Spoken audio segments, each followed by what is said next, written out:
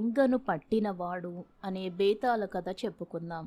పట్టువదలని విక్రమార్కుడు చెట్టు వద్దకు తిరిగి వెళ్ళి చెట్టుపై నుంచి శవాన్ని దించి భుజాన వేసుకుని ఎప్పటిలాగే మౌనంగా శ్మశానం కేసి నడవసాగాడు. అప్పుడు శవంలోని బేతాళుడు, రాజా, నువ్వు ఎవరికి మాట ఇచ్చి ఇలా శ్రమ పడుతున్నావో నాకు తెలియదు గాని ఒక్కొక్కసారి మాటని నిలబెట్టుకునేటందుకు కూడా అధర్మంగా ప్రవర్తించవలసి రావచ్చు. ఇందుకు నిదర్శనంగా నీకు విక్రమసేనుడనే రాజు కథ చెబుతాను. శ్రమ తెలియకుండా విను అంటూ ఇలా చెప్పసాగాడు. పూర్వం భావన అనే రాజ్యాన్ని విక్రమసేనుడు పాలించేవాడు. ఆయన రాజ్యపాలనలో అతి సమర్థుడు. యుద్ధంలో ఆయన అపజయమెరుగడు. చుట్టుపక్కల అనేక మంది రాజులు ఆయనకు సామంతులై అంతులేని కప్పాలు చెల్లించేవారు. విక్రమసేనుడి ఖజానాలో లక్ష్మి తాండవిస్తూ ఉండేది. అయితే కొంతకాలం గడిచాక ఖజానాలో ధనం విచిత్రంగా తరగసాగింది. ఎవరో యుక్తిగా ఖజానాను కొల్లగొడుతున్నట్టు రాజుకు అనుమానం కలిగింది. దొంగలను పట్టడానికి ఆయన ఎన్నో బందోబస్తులు చేశాడు. తాను స్వయంగా రాత్రిపూట గస్తీ తిరిగాడు. కానీ ఖజానాలో సొత్తు తరిగిపోతూనే వచ్చింది. చివరకు రాజు తన ఖజానాను కొల్లగొడుతున్న వాళ్లను పట్టి ఇచ్చిన వారికి తన కుమార్తెనిచ్చి పెళ్లి చేస్తానని చాటింపు వేశాడు.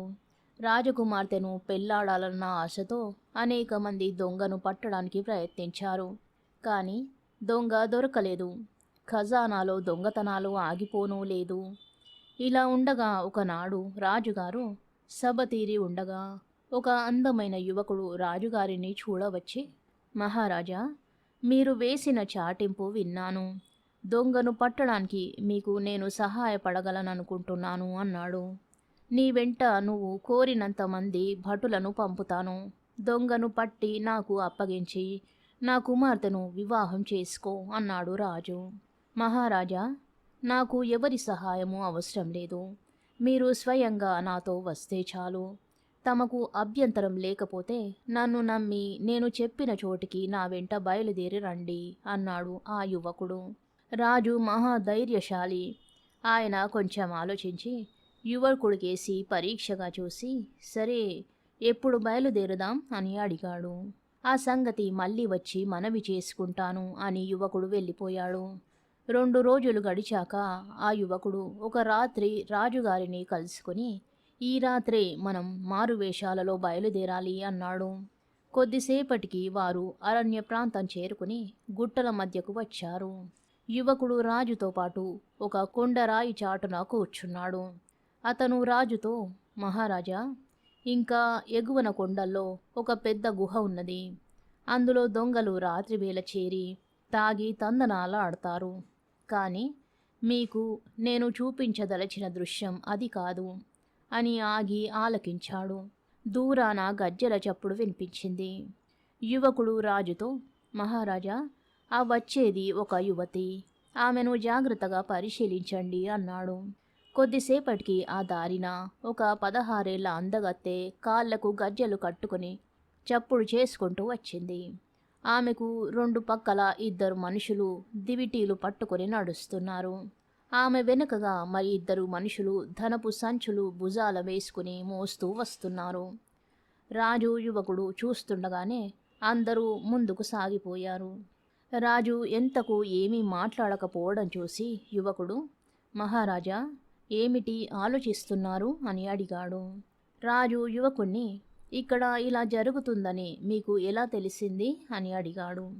యువకుడు రాజుతో, మహారాజా, నేను చిన్నప్పటి నుంచి తల్లిదండ్రుల మాట లక్ష్య పెట్టక, దేనికి భయపడక కొండల్లోనూ కోనల్లోనూ యథేచ్ఛగా తిరుగుతున్నాను. ఒకరోజు రాత్రి నేను చెప్పిన గుహ వద్దకు వచ్చాను. లోపలి నుంచి కోలాహలం వినిపించింది. లోపలికి తొంగి చూశాను. గుహ లోపల దొంగలున్నారు. ఒక పక్క మహాకాళి విగ్రహం ఉన్నది. దానికి కొందరు పూజ చేస్తున్నారు. మరికొందరు తాగుతున్నారు. ఒక ఎత్తైన రాయి మీద దొంగల నాయకుడు కూర్చుని ఉన్నాడు. ఇప్పుడు మనం చూసిన యువతి ఒక యువకుడి పక్కన కూర్చుని ఉన్నది. ఆమె సమీపంలో ధనపు సంచులున్నాయి. అంత ధనం ఎక్కడి నుంచి వచ్చిందా అని నాకు అనుమానం వేసింది. తమరు వేసిన చాటింపు విన్న మీదట అది మీ ఖజానా ధనమేనేమోనని నాకు అనుమానం వచ్చింది. అందుచేత ఇవాళ మిమ్మల్ని ఇక్కడికి తెచ్చాను అన్నాడు. రాజు యువకుడితో, మనం చూసిన పిల్ల ఎవరనుకున్నావు?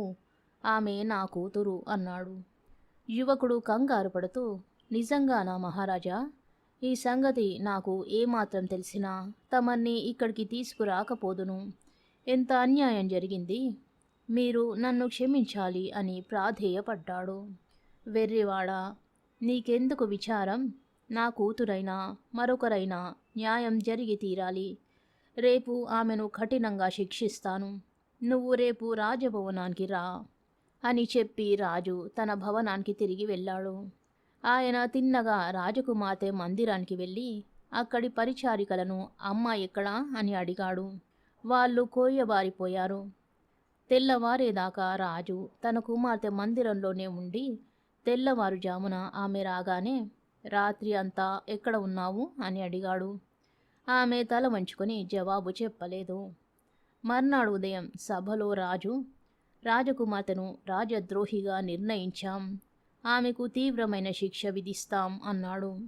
ఆ సమయంలో రాజసభలో ఉన్న యువకుడు, మహారాజా, మీరు రాజకుమార్తెను దొంగ అని నిర్ణయించే పక్షంలో ఆమెను మీకు పట్టి ఇచ్చినందుకు చాటింపు ప్రకారం నాకు ఆమెను ఇచ్చి వివాహం చేయవలసి ఉంటుంది అన్నాడు. రాజు అందుకు ఒప్పుకొని ఆ యువకుడికి తన కుమార్తెనిచ్చి పెళ్లి చేశాడు. బేతాళుడి కథ చెప్పి, రాజా, విక్రమసేనుడు తన కుమార్తెను ఎందుకు శిక్షించలేదు? యువకుడికి చేసిన వాగ్దానం నిజంగా నిలబెట్టుకునేటందుకేనా?